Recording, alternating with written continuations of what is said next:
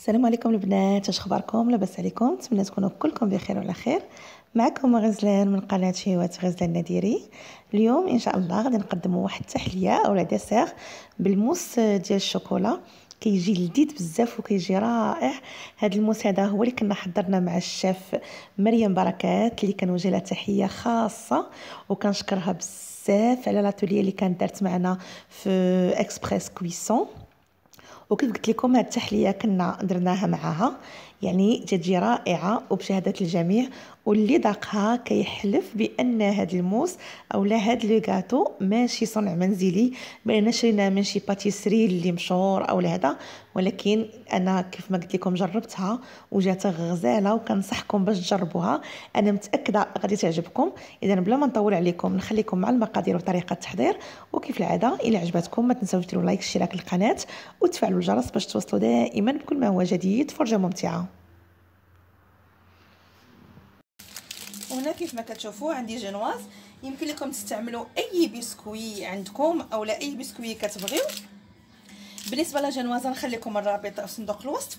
انا كندير فيها 120 غرام ديال السنيده مع 4 البيضات مع 120 غرام ديال الدقيق. اذا غادي ناخذ هكا هاد الساخكل تكون صغر من المول ديال الشوكولا، وغادي نبدا نقطع هكذا دوائر.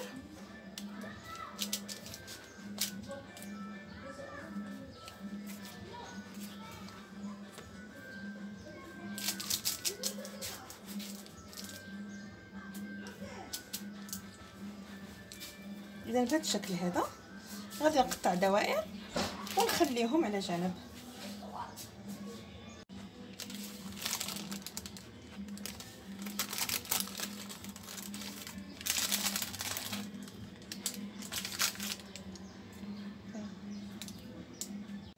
وبالنسبه للطبقه المقرمشه غنحتاجوا 50 غرام ديال البخاليني، وعندنا 40 غرام ديال الفويتين، و40 غرام من الشوكولا غيش، هذا اللي كتكون فيه النسبه ديال الكاكاو اكثر من 60%. وهنا كناخذ الشوكولات كنديرو في كاسرول كنخليه تيذوب، وغادي نزيد عليه الفويتين والبخاليني. وهنا بعد ما داب لينا الشوكولا غنضيف ليه البخاليني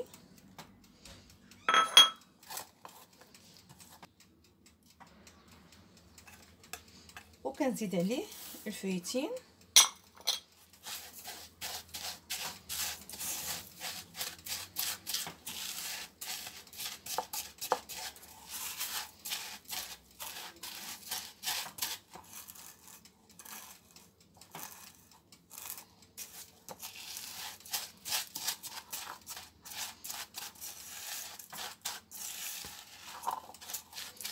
وكنحصلوا على هاد الطبقه المقرمشه. دابا نحتفظوا بهذه على جنب. اذا هنا غادي ناخذ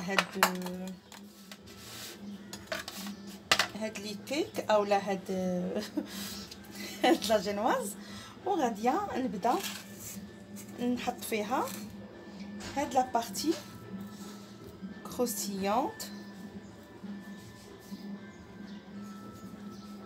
بهذا الشكل هذا.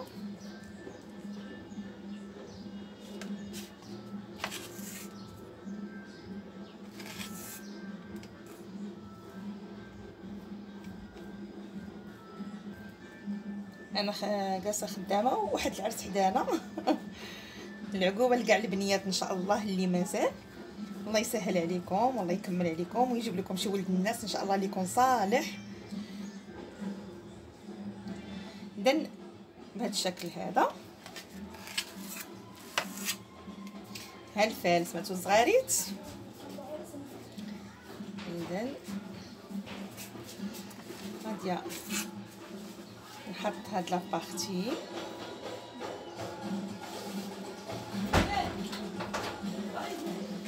نعم ماما.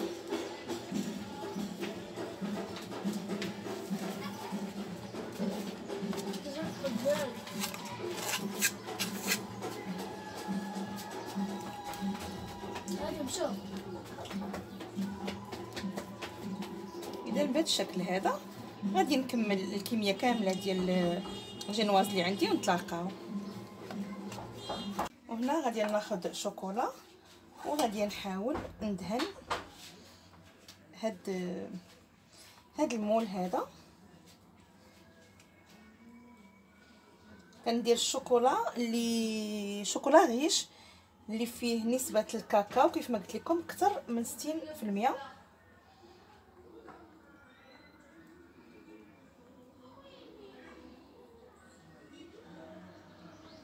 بهذا الشكل.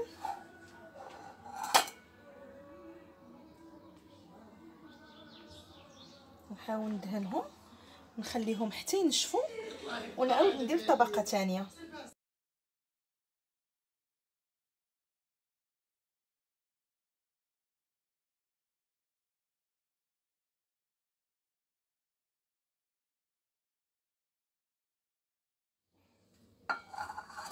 اذا غنديروا الطبقه الثانيه، يعني كنزيد الطبقه الثانيه.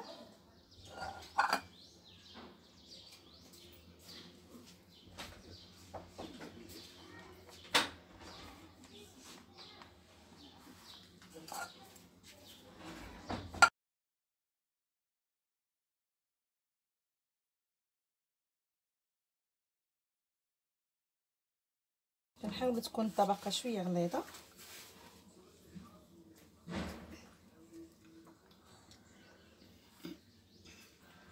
اذا بالنسبه للاموس والشوكولا غادي نحتاجوا 17 غرام ونص ديال السكر سنيده، غادي نحتاجوا الصفر ديال البيضه، 6 غرام ديال اوراق الجيلاتين. انا هنا جاتني فيهم جوج الورقات ونص. عندنا هنا 125 ملي ديال الحليب، وعندنا الشوكولا عندنا 150 غرام ديال الشوكولات الاسود الشوكولا غيش اللي نسبه الكاكاو فيه اكثر من 60%. وهنا بالنسبه للكريمه عندي 175 غرام ديال الكريمه اللي طلعتها غير ميمونتي، يعني ما طلعتهاش حتى ولات ليا كريم شونتيي، غير شويه وحبست. يعني ها هي طالعه ولكن ماشي بحال لا كريم اللي كنطلعو ديما، يعني ميمونتي. اذا ندوزو للمراحل دابا. اول حاجه غادي نقوموا بها هي غادي نسخنوا، غير نحاولوا نسخنوا الحليب، غنديروا فوق البوطه باش يسخن.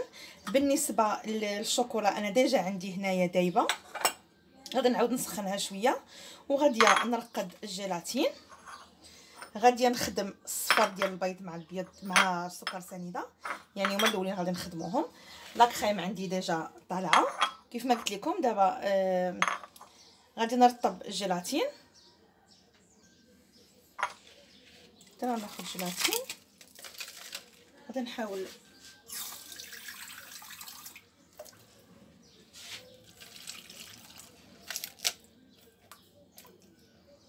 غنحاول نرطبو في الماء.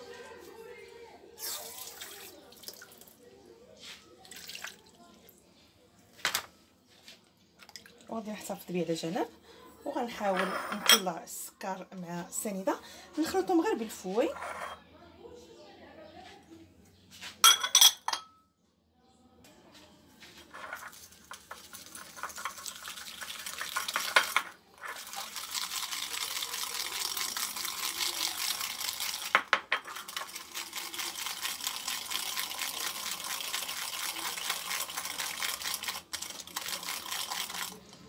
اذا كما كتشوفوا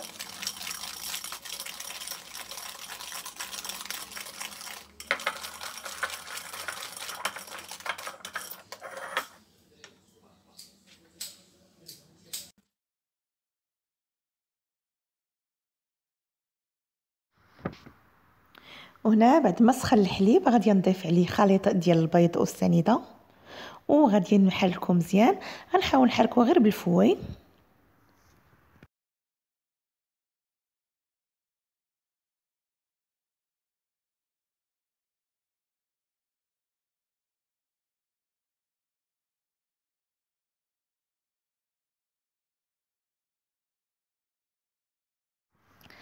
غادي نضيف ليه الجيلاتين بعد ما عصرته.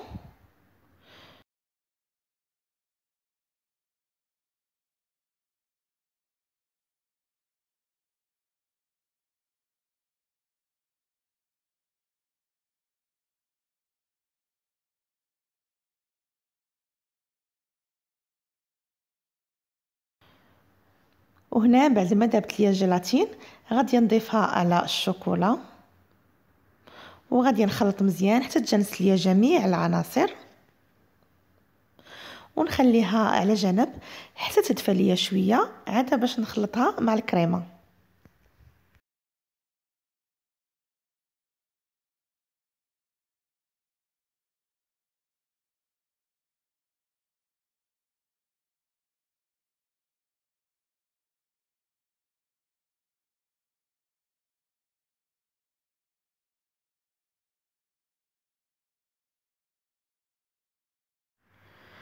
وهنا بعد ما دفات ليا الشوكولا غادي نضيفها مباشره فوق الكريمه، وغادي نبدا نخلط بهذه الطريقه من الفوق للتحت حتى كنحصل على كريمه رطبه.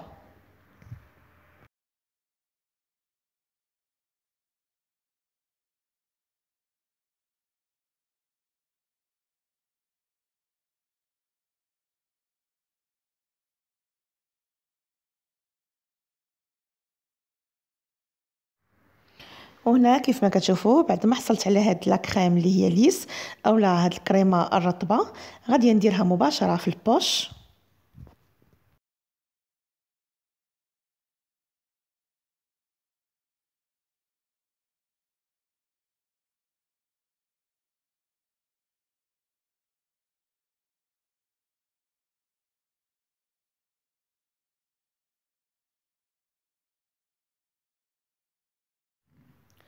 وغادي نبدا نعمر بها في الشوكولا بعد ما خرجتها من المجمد.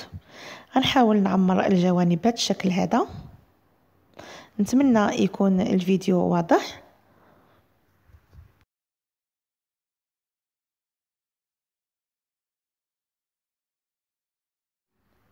وكناخذ الجنواز اللي درت فيها الكروستيون وكنحاول نحطها بهذا الشكل هذا، يعني كنقلبها الكروستيون كيجي لداخل ولا جنواز الفوق، وكنحطها بهذا الشكل هذا وكنحاول نضغط عليها.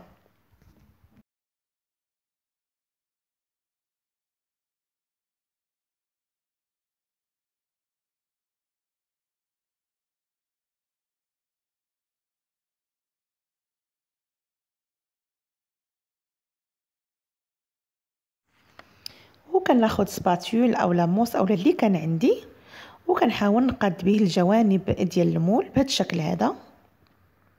اذا نعاود وحده مره اخرى بنفس الطريقه.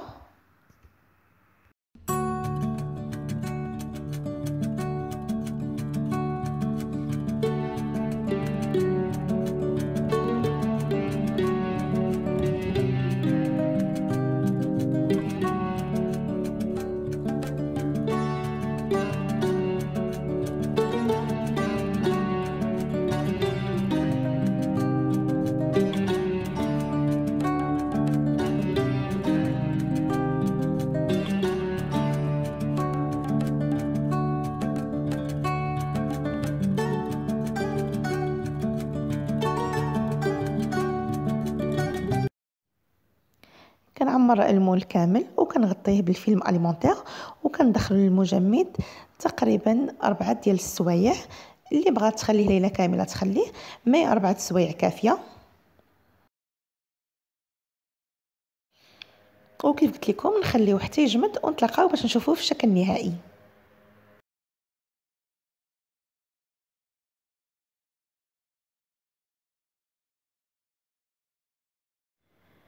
وهذا هو الشكل النهائي ديال الموس والشوكولا ديالنا. كتجي بهذا الشكل هذا كيف ما كتشوفوا. انا عندي غير مول واحد ديال 6، يعني جاوني هاد الفرديين جاوني 6، واللي بقى ليا صوبت به هاد الكاطو. يعني درت لا جينواز لتحت، درت فوق منها الكروستيون، درت داك لا موس والشوكولا، وحتى هي دخلتها للمجمد من بعد ما خرج بردات. ودرت فوق منها غناش ديال الشوكولا اللي فيه 100 غرام ديال القشطه الطريه مع 100 غرام ديال الشوكولا غيش، وزينتهم بالفيتين. نتمنى على فيديو ديال اليوم يكون نال اعجابكم، وكيف العاده ما تنساوش ديروا لايك اشتراك القناه وتفعلوا الجرس باش توصلوا دائما بكل ما هو جديد. دمتم في رعايه الله وحفظه، والى فيديو لاحق بحول الله. السلام عليكم.